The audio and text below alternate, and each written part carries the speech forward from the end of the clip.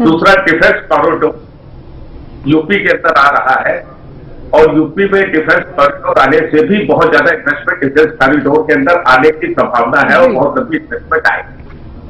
बिल्कुल, लेकिन तरुण जी यहाँ आपसे ये भी समझना चाहेंगे क्योंकि आपने भी ये चीजें फेस की होंगी, क्योंकि हमने देखा कैसे कोरोना के समय में जो तमाम उद्योग था, तमाम बिजनेस था, वो बेपटरी हो गया।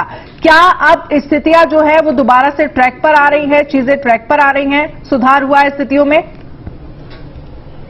देखिए, ऐसा है कि कोरोना की वजह से लोकल एडमिनिस्ट्रेशन के ऊपर बहुत ज्यादा डिपेंड करता है। जी, यूपी के अंदर खास करके योगी जी के टाइम में और बाकी दूसरे प्रदेशों की तुलना में इंडस्ट्री वालों को कोरोना पीरियड के अंदर कुछ चीजों की सेफ्टी करते हुए बहुत जल्दी उन्होंने इंडस्ट्री को चालू करने की परमिशन दे दी है। जी, मेरे ख्याल से लॉकडाउन के अंदर 15 से 20 दिन कुल यूपी के अंदर बंदी रही। उसके बाद डायरेक्टर ऑफ इंडस्ट्री विभाग बुला के लोगों को इंडस्ट्री चलाने की परमिशन देता रहा और यहाँ पे इंडस्ट्री बड़ी जल्दी चालू हो गई।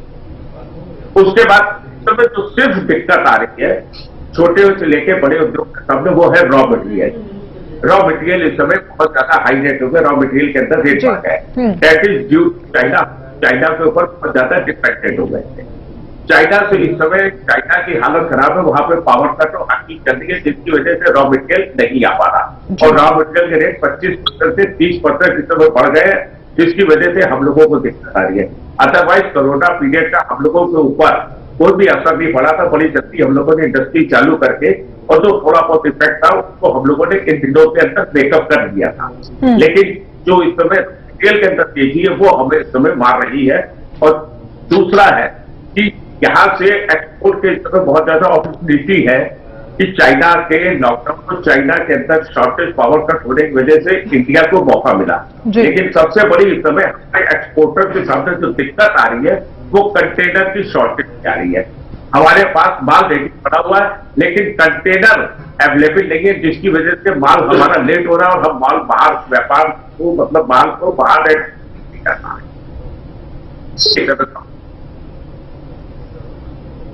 बिल्कुल, लेकिन तरुण जी क्योंकि आप कह रहे हैं जिस तरह से अगर हम बात करें छोटे उद्योगों की और फिर हम बात करते हैं कोरोना के समय की, तो एमएसएमई सेक्टर छोटे उद्योगों को काफी ज्यादा नुकसान हुआ है कोरोना के समय में, जिस समय देश में लॉकडाउन लगा था। लेकिन सरकार की तरफ से छोटे उद्योगों को बढ़ावा देने के लिए एक बार फिर से उनको बूस्टअप देने के लिए काफी ज्यादा कदम उठाए गए हैं, उनको कैसे देखते हैं आप?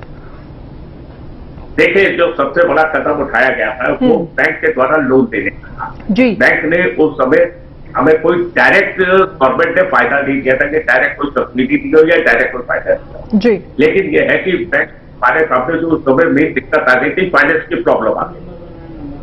हमारी वित्त मंत्री जी ने घोषणा करके जो हमारी फाइनेंस की प्रॉब्लम थी उस समय बहुत रिलीफ कर दिया था और 10 हमारी लिमिट का 10% से लेकर 20% तक का इमीडिएट रिलीफ कर दिया। उसके बाद जो इंटरेस्ट था उसको भी उन्होंने कुछ दिन के लिए सस्पेंड कर दिया था कि इंटरेस्ट कोरोना पीरियड का ना दिया जाए, उसको बाद में दिया जाए। बाद में वो इंटरेस्ट के ऊपर इंटरेस्ट लेने लगे, जो डिले हुआ था। हम लोग हाईकोर्ट में जाकर उसको अपील की और वित्त मंत्री जी से भी अपील की, जिसको भी हम लोग केस जीत गए। उसको उन्होंने कहा कि इंटरेस्ट के ऊपर इंटरेस्ट लेना इलीगल है, आपने एक तरफ रिलीफ दी और रिलीफ देके इंटरेस्ट पे इंटरेस्ट ले रहे हैं। तो उसका फायदा मिला, हमारे को सिर्फ इंटरेस्ट हमें देना पड़ा जो हम लोगों ने डिले किया था और उसका हमें वित्त मंत्री जी ने काफी फायदा पहुंचाया। तो उस समय अगर हम लोगों को ये वित्तीय सहयोग ना मिलता तो शायद हम लोग दोबारा खड़े भी ना होता। तरुण जी, लेकिन यहाँ आपसे ये भी समझना चाहेंगे क्योंकि आप कानपुर से हैं और आप बिजनेसमैन हैं, कानपुर की बात करें तो व्यापार के क्षेत्र में कितनी संभावनाएं आपको नजर आती हैं? देखिए, कानपुर अगर शहर देखा जाए तो Kanpur city is lower class and higher class. यहाँ लखनऊ से क्लास सिटी थी, मीडियम क्लास लोग जाते रहते हैं। और जो कंजप्शन है वो आप समझ लीजिए कि हमारी इंडस्ट्री में जो भी प्रोडक्ट बनता है वो कानपुर के अंदर सबसे ज्यादा खपत होता है। और कानपुर एक कंज्यूमर मार्केट है क्योंकि इसकी पॉपुलेशन यूपी के अंदर कानपुर की पॉपुलेशन हाईएस्ट पॉपुलेशन है, जिसकी वजह से हमें इसके अंदर कंज्यूमर मार्केट होने की वजह से हमारे माल की खपत बहुत अच्छी है और यहाँ पे व्यापार की पोजीशन भी बहुत अच्छी है क्योंकि कई चीजों का होलसेल मार्केट काम है। जैसे कपड़ा मार्केट हो गया, कपड़ा मार्केट दिल्ली के बाद क्लॉथ मार्केट जो है कानपुर इज बिगेस्ट मार्केट। यहाँ पे दूर दूर हमारी कपड़ा खरीदने के लिए।